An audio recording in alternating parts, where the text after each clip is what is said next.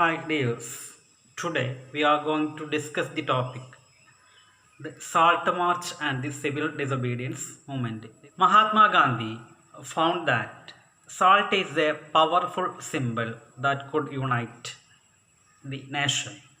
Mahatma Gandhi he found that salt it was a powerful symbol that could unite all the nation. On 31st January, he sent a letter to Lord Irwin. Mahatma Gandhi, he sent a letter to Lord Irwin. In this letter, he was stating 11 demands. In his letter, he was stating 11 demands. He wrote a letter to Lord Irwin on 31st January. Some of these were general interest. He stated 11 demands. Among these 11 demands, some of the demands, it was general interest. Others were specific demands of different classes. Specific demand of different classes from industrialists to peasants. So from industrialists to peasants, different groups, their demand also specified in this letter. So 11 demand he was stating in his letter. So among these 11, some for a general purpose, some for a specific groups. The idea was to make the demand a wide ranging. The idea was to make the demands were wide ranging so that all classes within the Indian society could unite with them and everyone could be brought together in a united nation. So the idea was to make the demand wide ranging. This idea was wide ranging so that all classes with the Indian society could be identified with them and everyone could be brought together in a united campaign. The most important of all this was the demand to the abolition of or abolish the salt tax. So the main demand in this letter, it was the abolition of salt tax. Salt was something, it was consumed by the rich and poor alike. And it was one of the most important ingredients of the food. So the tax on salt and the government monopoly over its production, Gandhi declared that it is revealed the oppressive system of British rule, the oppressive phase of British rule. Britishers, they were imposing tax on salt. So salt tax, it was one of the most oppressive phase of British rule in India. Then Gandhi's letter was a final warning to the British government. It was an ultimatum. It was a final warning to the British government. Then if the demand was not fulfilled by 11th March, the British government is not ready to fulfill the demand. They were not ready to accept the demand. The letter, it was stated that the Congress would launch a civil disobedience movement. If the British government, they were not ready to accept the demand means, what will happen? The Congress, they would launch a full civil disobedience movement. Till now, we discussed non-cooperation movement.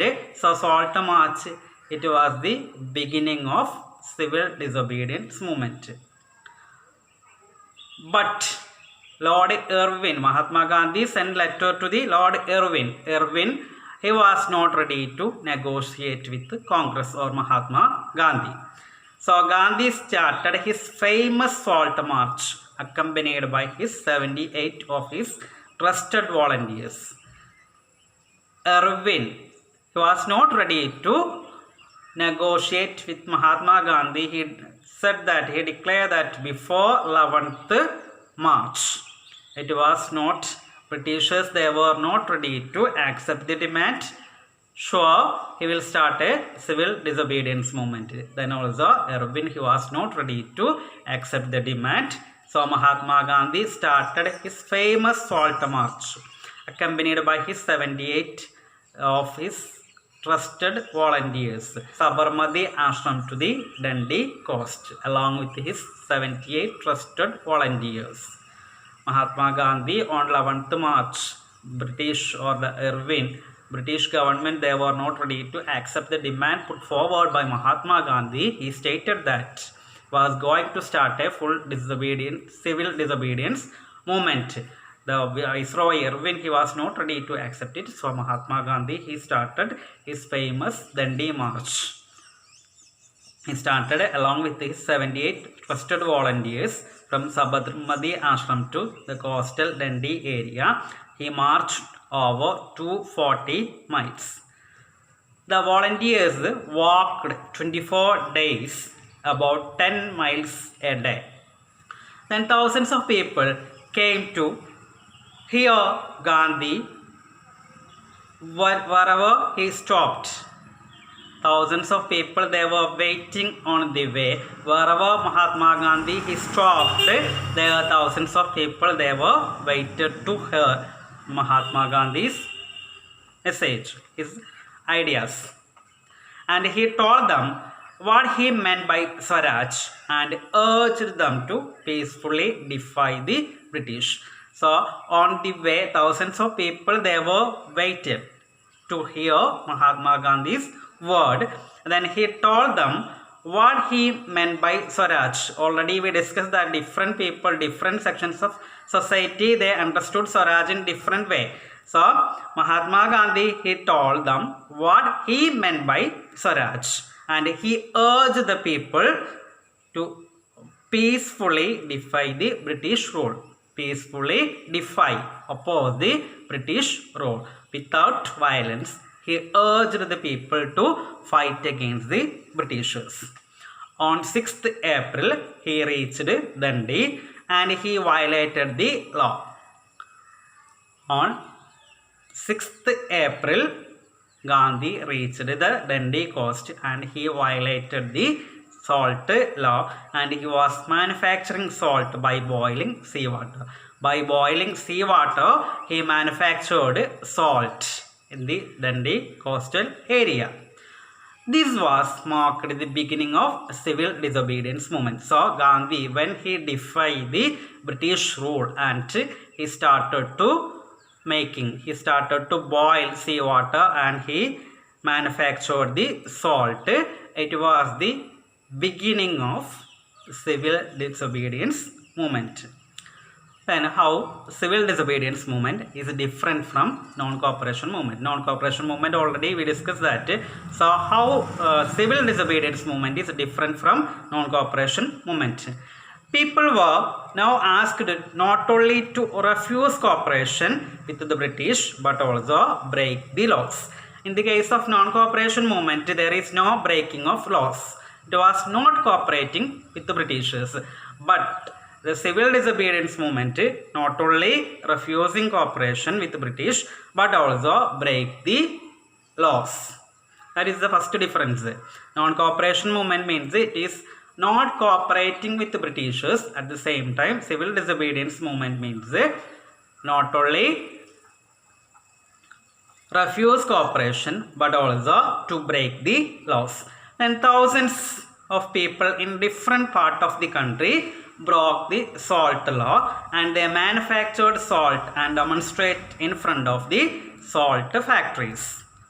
Thousands of people in different parts of the country, they also accepted Mahatma Gandhi's demand and they broke the salt law and they manufactured salt and they demonstrate in front of the government salt factories. So thousands of people, they refuse the cooperation. That is why they boiling seawater in front of the government salt factories and they made salt.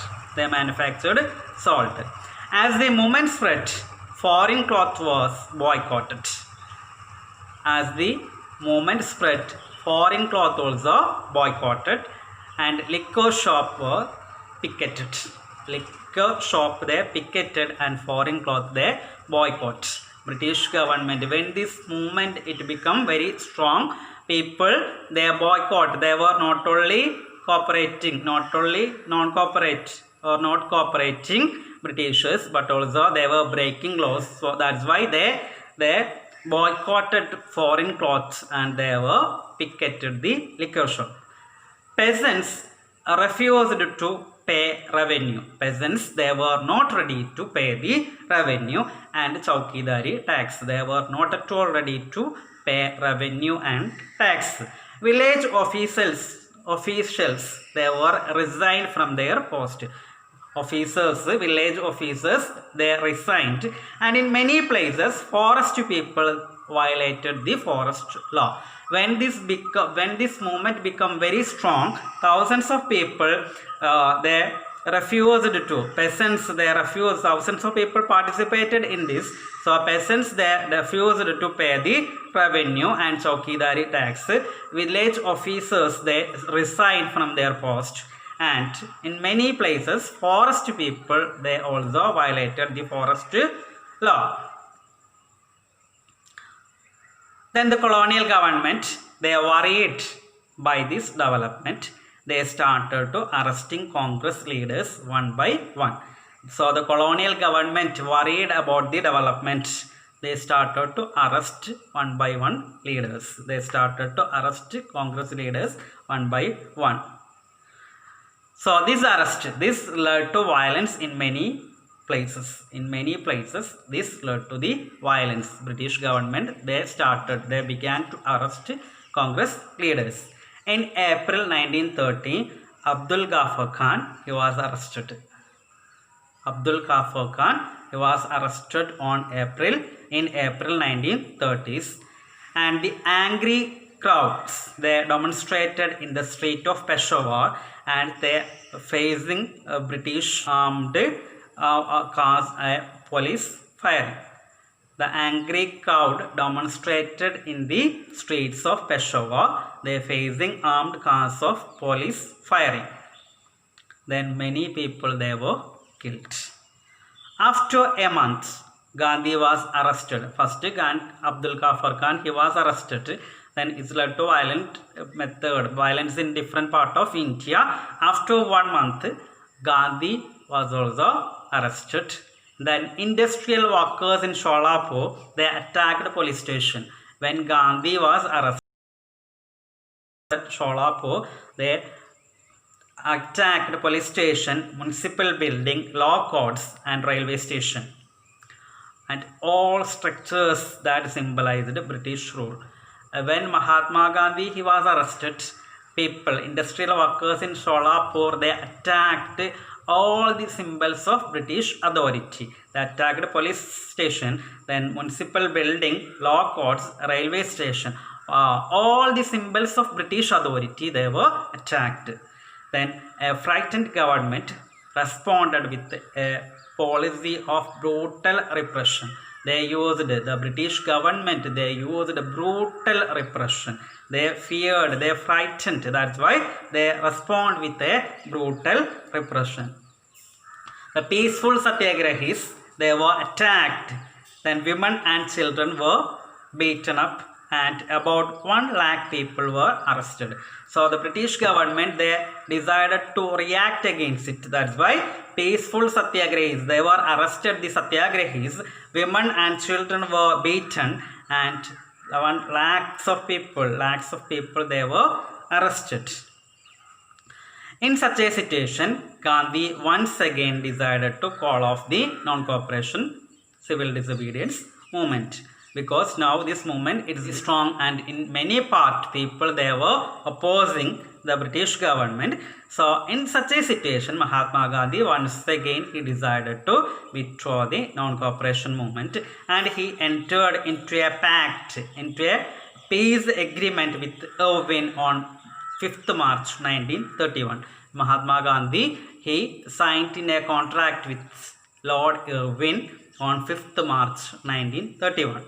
By this pact, by this agreement, Gandhi decided to participate in the Round Table Conference in London and the government agreed to release the prisoners. So Mahatma Gandhi, based on the pact with Irvin, Mahatma Gandhi, he decided to participate the round table conference.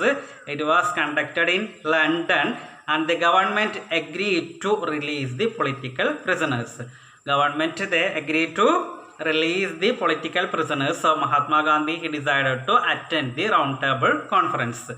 In 1931, Gandhi went to London for the conference, but the negotiation failed and he returned disappointed.